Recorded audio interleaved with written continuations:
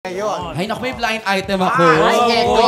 Blind item. Share mo naman sa amin. Oh, eto na. May blind item ako. Oh, eto na. Mga Kamarisol, are you ready? Marisol na! At dahil ready na mga Kamarisol natin, eto na.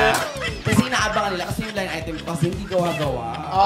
Di ba? Ay, may ibang blind item bang gawa-gawa? Baka. Sorry. Eto na, ang blind item natin for the day, mga classmates, as exchange student.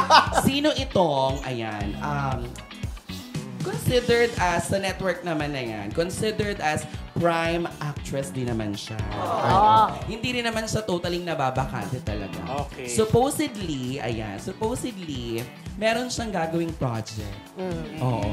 Tapos parang ang eksena, okay na, planchado na talaga, ganyan. Cut to, dinedma niya. Okay. Sinabi niya, hindi ko bet. Mas bet ko ang international project. Kasi sa international project, malaki ang kikitain ko, hindi pa ganong nakakapagod. Tutik na planchado na. Yes.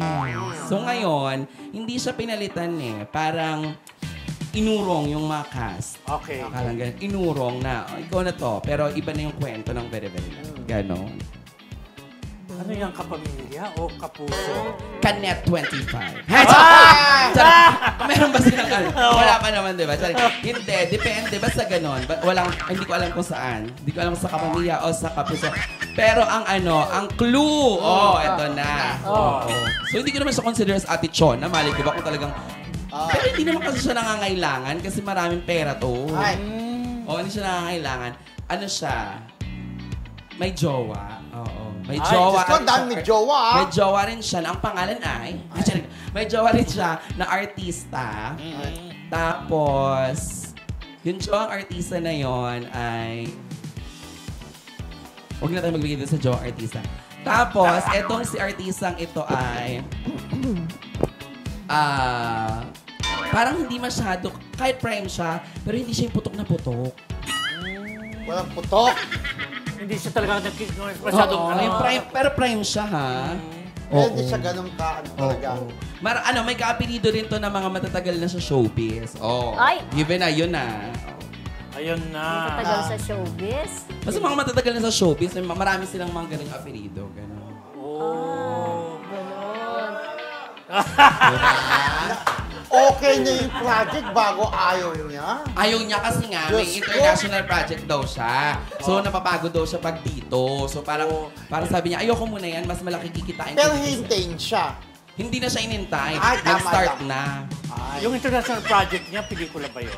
Feeling ko parang endorsement.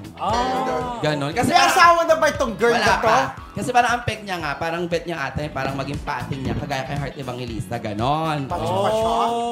Hindi lang siguro pasyon yung mga brands, mga ganon.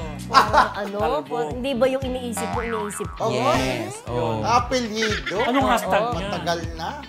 Hashtag nito ay hashtag comment down below. Sorry. Hashtag nito, Dumedma. Ganon. Dumedma. Hashtag Dumedma. Kasi bongga sana itong mga kasama niya. Dumedma.